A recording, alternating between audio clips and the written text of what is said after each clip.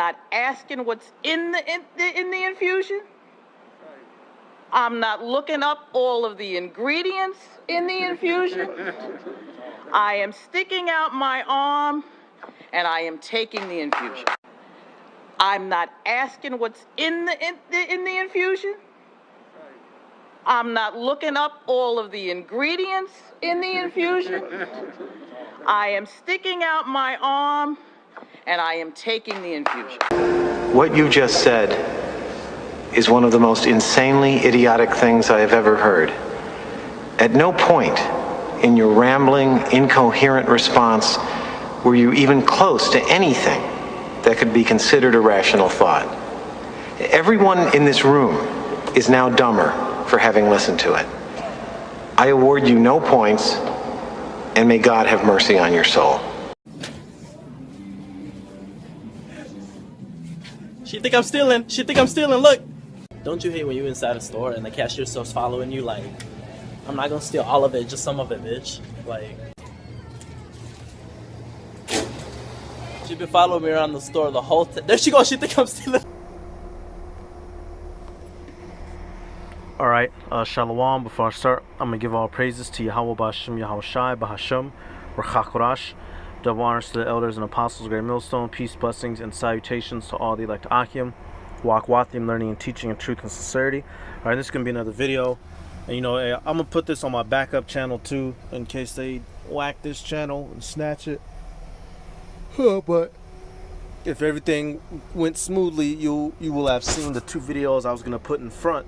The one with that Israelite woman saying that she's going to trust the government with the jab. And then the second one showing you how Esau, Edom don't trust you. The fact that they'll follow you around the store when they should be minding their own business because they're under the impression that you're going to steal, you know, when here it is, this man has stolen the whole planet. All right, and I'm going to be, you know, because I just read the situation out of Genesis, you know, 33. So, you know, here it is. Our forefather Jacob knew better than to trust this man. So how silly do we look now in 2021 with all the history that has occurred between us? How silly do we look still trusting them? You know, and they, when you deal with Jacob and Esau, the two actual people, the patriarch, our patriarch Jacob, they had beefs and squabbles and whatnot, but he didn't put us in slavery, nor did he you know, complete do genocide on us yet at that time. But Jacob still knew in the spirit that his spirit did not cling nor mix with ease, and that they were enemies, and he knew better. I'm going to get the example of what I'm talking about. All right, this is Genesis 30. Actually, we're going to start at 27 and 41, because after E lost the blessing, he said that, you know, he was going to kill Jacob, and these were the last words that Jacob heard from his brother. Genesis 27 and 41. And Esau hated Jacob because of the blessing wherewith his father blessed him. And Esau said in his heart, the days of mourning for my father are at hand, then will I slay my brother Jacob. And these words of Esau, her elder son, were told to Rebekah. And she sent and called Jacob her younger son, and said unto him, behold, thy brother Esau, as touching thee, doth comfort himself, purposing to kill thee. So the last thing Jacob had heard about Esau was that his brother was going to kill him. So what did Rebekah have Jacob do? She had him do the race. She had him get the hell up out of there. All right. She had him flee. All right. And so when you go some chapters later, you know, you go to Isaiah 33, and we'll come down to one of the verses. So basically, Jacob was gone for a while, went and had a family, raised up a family, and was coming back home. And Esau was coming to meet him. And Jacob was sure in his mind that Esau was going to come kill him like he swore that he would all those years ago. All right, and we're going to get this example. All right, so let's do this. All right, and, you know, keep in mind the two clips. You know, here it is. Our people just keep forgiving this man. Keep forgiving. I'm not going to ask no questions. I'm going to take that jab. You can stick it here, you can stick it there, you can stick it anywhere, you know, a dummy. Meanwhile, you can't walk through this man's street without him hawking you down. What is that in Jeremiah? It says he should be like a leopard on the wall. All right, I know I'm messing it up. This man stalks us. All right, you're going to see this little Jake boy, you know, getting stalked. All right, by the cashier clerk or whatever. Showing you, hey, a Negro will trust them, a Latino will trust them, but they don't trust us at all. All right, Genesis 33 and 2. He says, and he put the handmaids of their children foremost, and Leah and her children after, and Rachel and Joseph hindermost. So Jacob, when he was going to meet his brother, he had the handmaids in the front in case they died. He had Leah in the middle, and he had Rachel in the back, because Rachel was his favorite. You know, Jacob was like, shit. He's like, shit, at least if you kill some, you're not going to kill all, you know. Verse 3, it says, and he passed over before them and bowed himself to the ground 7 times until he came near to his brother. So Jacob went first before all of his family, you know, to try to at least, you know, give them some time. He went and bowed before this man, you know, expecting the fact that this man may try to kill him, trying to get mercy. And what happened? Verse 4, Genesis 33 and 4. And Esau ran to meet him and embraced him and fell on his neck and kissed him, and they wept. So basically they made up. You know, Esau didn't, the Heavenly Father changed his spirit, because it tells you that Esau came with 400 men. All right, and you don't come 400 deep to shake hands. All right, you come to kill. But at that moment, the Heavenly Father changed his spirit. All right, and when you read down, you know, Esau was saying, he was basically saying, you know, hey, why don't you come back with us? And what did our forefather Jacob do? What did he say? All right, let's do this. This is going to be, now this is 33, Genesis 33. We're going to come down to verse 12. It says, and he said, let us take our journey and let us go, and I will go before thee. So E said to Jacob, okay, let's, you know, come with us. You know, you go first. I'll just come with me. I'll lead the way. And what Jacob say? And he said unto him, my Lord knoweth that the children are tender, and the flocks and herds with young are with me. And if men should overdrive them one day, all the flock will die. Jacob said, you know what, man, I got these young kids with me. I got these cattle. You know, I don't think they'll make that trip. I don't think they'll make that journey. You know, it's verse 14.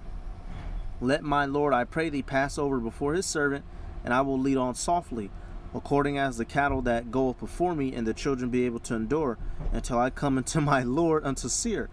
So Jacob said, you know what, E, you know, here, you head to Seir first. You know, go a little bit away, and we'll follow behind. You know, I'm gonna take my paces one step at a time, so everybody has the energy. And what do you think Jacob did? Verse 15. And Esau said, let me now leave with thee some of the folk that are with me. And he said, what needeth it? Let me find grace in the sight of my Lord. So he said, well, okay, why don't I leave a couple of my people with you? Jacob said, nah.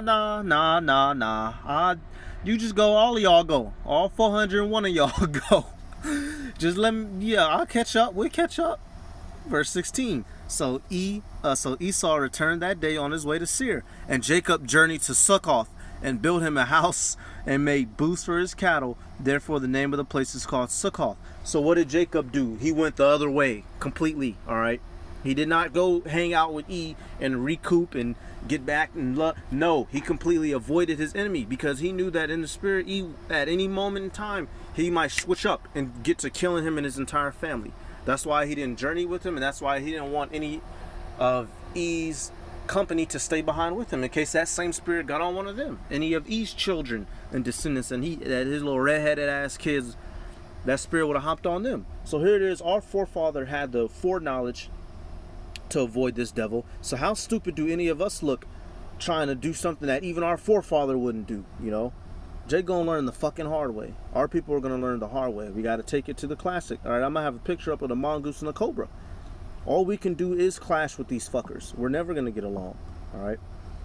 Ecclesiastes 12 and 10. Never trust thy enemy, for like as iron rusteth, so is his wickedness. All right, and Jacob understood that. This man may be pretending to be cool right now, but as soon as we walk a couple feet, this fool gonna turn around with a dagger flying at my neck.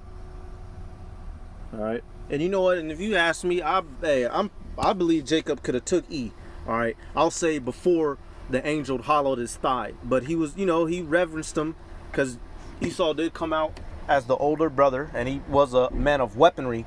All right, he was a hunter, so he wasn't gonna shoot the fair one with Jacob. He was going to try to pop him with an arrow, then hunt him down, chuck a spear at him, all right, stab him up.